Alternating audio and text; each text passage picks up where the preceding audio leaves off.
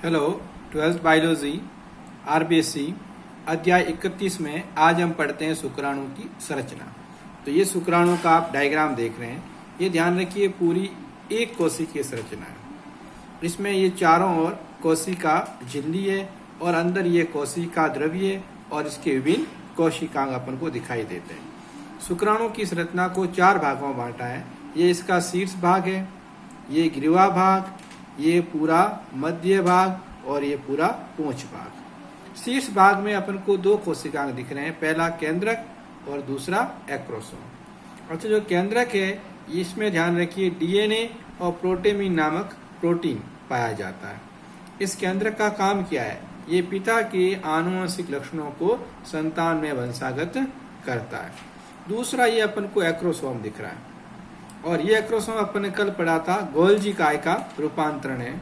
और इस एक्रोसोम में कुछ केमिकल पाए जाते हैं जैसे हाइल्यूरोनिडेज, एक्रोसिन, कैटेफिन, एक्रोसेमिन। ये जो सारे के सारे रासायनिक है जिसे स्पर्म लाइसिन भी कहते हैं, ये सारे निषेचन के समय अंडे के अंडावरण को गलाने का कार्य करते हैं। तो शीर्ष भाग में 2 संरचनाएं देखी अपन ने। अब अपन ग्रीवा भाग की ओर बढ़ते हैं। इसमें आपको ये 2 तारक केंद्र दिख रहे हैं, ये वाला समीपस्थ तारक केंद्र और ये दूरस्थ तारक केंद्र। समीपस्थ तारक केंद्र युग्मनज में निषेचन के बाद जो युग्मनज बनेगा उसमें तरकु तंतु का निर्माण करके विदलन को प्रेरित करेगा, जबकि दूरस्थ तारक केंद्र है ये अक्षीय तंतुओं का निर्माण करेंगे। ये जो धागे आपको दिख रहे हैं ये अक्षीय तंतु है, इसका निर्माण दूरस्थ तारक केंद्र से होता है। अब अपन बढ़ते हैं मध्य भाग में। इस भाग में नंबर 1 आपको अक्षीय तंतु दिखाई दे रहे हैं। ये अक्षीय तंतु 9+2 होते हैं, मतलब ये 9 तो होते हैं परिधि पर और 2 होते हैं केंद्र में, यानी 2 तो होते हैं केंद्रीय और 9 होते हैं परिधीय। अच्छा, इन अक्षीय तंतुओं के चारों ओर ये जो आपको दिख रही है ये माइटोकॉन्ड्रिया है, जो अपन जानते हैं शक्ति ग्रह भी कहलाते हैं और ऊर्जा निर्माण का कार्य करते हैं। अच्छा, मानव में ध्यान रखना, ये जो माइटोकॉन्ड्रिया है ये अक्षीय तंतुओं के चारों ओर सर्पिलाकार क्रम में लगे रहते हैं और इस सर्पिलाकार क्रम को नेबेन कर्ण आच्छद कहा जाता है। इसके अलावा इसके मध्य भाग में पतला कोशिका द्रव्य भी पाया जाता है। इस पतली परत को, कोशिका द्रव्य की पतली परत को ध्यान रखिए मेन चेस्ट कहते हैं। अच्छा, अब एक महत्वपूर्ण बात और याद रखना कि जहाँ ये मध्य भाग खत्म हो रहा है और जहाँ पूंछ भाग शुरू हो रहा है वहां पर आपको एक मुद्रिका तारक केंद्र दिखाई देगा।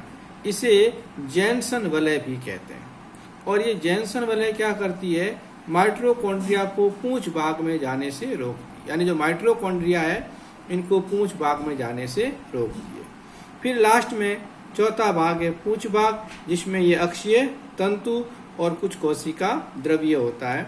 अक्षीय तंतु वही 9+2 होते हैं और पूंछ है वो यूं तरंगी गति करती है, वो तरंगी गति करके शुक्राणु की गति में सहायता प्रदान करती है। नेक्स्ट टॉपिक अंड जनन या अंडाणु जनन। पहले इसकी परिभाषा देखते हैं। तो अंडाशय में अंडाणु के निर्माण की क्रिया अंड जनन कहलाती है। शुक्र जनन की तरह यह भी 3 चरणों या 3 अवस्थाओं में होती है। पहली गुणन अवस्था, दूसरी वृद्धि अवस्था और तीसरी परिपक्वन अवस्था। तो अंड जनन को डायग्राम द्वारा देखें अपन। ये डायग्राम अंड जनन का आपको दिख रहा है, लगभग शुक्र जनन के समान ही है। ये अपन ने अंडाशय का छोटा सा भाग लिया है जिसमें ये अंडाशय की भित्ति है और ये इसके सबसे अंदर की ओर अंडाणु मात्र कोशिकाएं या मादा जनन कोशिकाएं होती है जो 2n होती है। सबसे पहले इसमें वही 3 अवस्थाएं, गुणन अवस्था, वृद्धि अवस्था और परिपक्वन अवस्था। गुणन अवस्था में क्या होगा? ये जो अंडाणु मात्र कोशिकाएं हैं इनमें पहले समसूत्री विभाजन होगा और वही सबसे पहले 2 अंडाणुजन बनेगी जो 2n होगी। फिर इन अंडाणुजन में और समसूत्री विभाजन होगा और नई अंडाणुजन बनेगी जो 2n होगी। इन अंडाणुजन को पुट्टक कोशिकाएं भी कहते हैं और ये अंडाणुजन पुट्टक कोशिका में बारंबार समसूत्री विभाजन होता रहेगा और कई सारी अंडाणुजन या पुट्टक कोशिकाएं बन जाएगी। यहाँ पर ध्यान रखिए कोई भी आरक्षित अंडाणुजन नहीं बचती है, सारी की सारी अंडाणुजन विभाजन करती है। इस कारण जब तक ये कोशिकाएं रहेगी तब तक क्रिया होती रहेगी। जब ये सारी की सारी कोशिकाएं इसे बदल जाएगी अंडाणुजन में तो ये गुणन अवस्था बंद हो जाएगी और ये अवस्था मानव के भ्रूणीय परिवर्तन में ही पूरी हो जाती है। अब दूसरी वृद्धि अवस्था।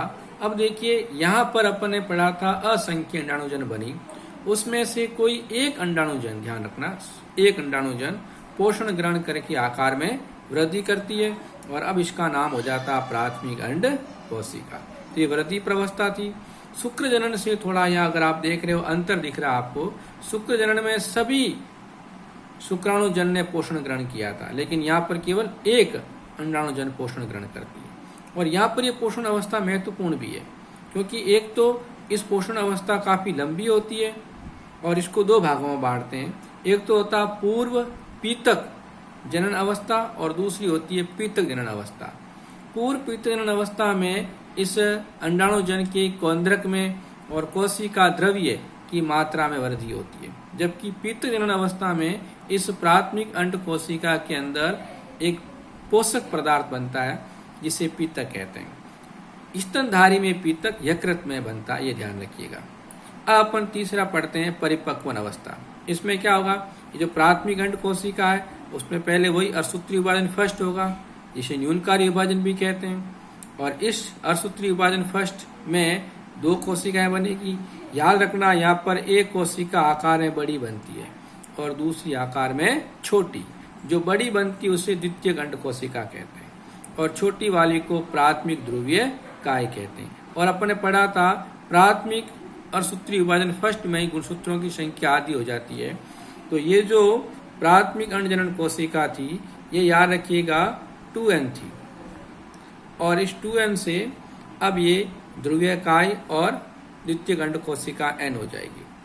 अब इस ध्रुवीय काय और द्वितीयक अंड कोशिका में फिर होगा अर्धसूत्री विभाजन सेकंड। इससे भी दो कोशिकाएं बनेगी छोटी छोटी, इन्हें द्वितीयक ध्रुवीय काय कहेंगे। और इससे वापस एक बड़ी और एक छोटी बनेगी। बड़ी वाली का नाम अंड कोशिका और छोटी वाली का नाम ध्रुवीय काय होता है। इस प्रकार कुल 3 ध्रुवीय काय बनती है, जो बाद में नष्ट हो जाती है और केवल एक अंड कोशिका बनती है। तो यहाँ ध्यान रखना, एक प्राथमिक अंड कोशिका से केवल एक अंडा बना। अगर ये 25 है तो अंडे भी 25 बनेंगे। अंड जनन को अपन एक दूसरे रूप में और समझते हैं। जैसे ये वापस अपन ने वही मादा जनन कोशिका या अंड जनन कोशिका ली, जिसमें यहाँ समसूत्री विभाजन हो रहे हैं। और अपन ने पढ़ा था एक कोशिका पोषण ग्रहण करके आकार में बड़ी होती है, इसे प्राथमिक अंड कोशिका कहते हैं। और बाकी अपन ने कहा था बारंबार समसूत्री विभाजन से कई सारी पुट्टक कोशिकाएं बनती है। तो ये पुट्टक कोशिकाएं जो इस प्राथमिक अंड कोशिका के चारों ओर एक आवरण के रूप में जमा हो गई। अब ये जो पूरी संरचना है ये प्राथमिक पुट्टक कहलाती है। अब इस प्राथमिक पुट्टक से आगे द्वितीयक पुट्टक बनता है। इसमें क्या होगा, ये प्राथमिक अंड कोशिका पोषण ग्रहण करके देखो आकार में और बड़ी हो गई। और ये जो पुट्टक कोशिकाएं थी, इन्होंने बारंबार समसूत्री विभाजन किया और इसके चारों ओर देखो बहुस्तरीय आवरण बन गया। इस बहुस्तरीय आवरण जो बाहर का आवरण है ये तो थीका कहलाता है और अंदर का आवरण कहलाता है कणिका स्तर। अब इस द्वितीयक पुट्टक से तृतीयक पुट्टक बनता है। इस समय क्या होता है, जो थीका अभी आप देख रहे हैं एक स्तरीय है, अब ये थीका के 2 स्तर बन गए। बाहर वाले को बाह्य थीका और अंदर वाले को आंतरिक थीका। और ये कौन हो गया, कणिका स्तर। ये वापस अंदर कौन दिख रही है आपको, प्राथमिक अंड कोशिका। लेकिन अब यहाँ पर आप देख रहे हैं एक गुहा बन जाती है जिसमें तरल पदार्थ भरा होता है।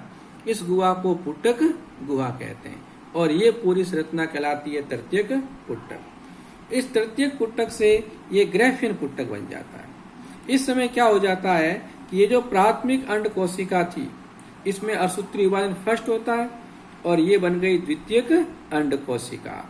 और इस द्वितीयक अंड कोशिका के चारों ओर कुछ आवरण बन जाते हैं। जो अंदर का आवरण आप देख रहे हैं, ये अंदर का आवरण कहलाता है जोना पेलुसिडा।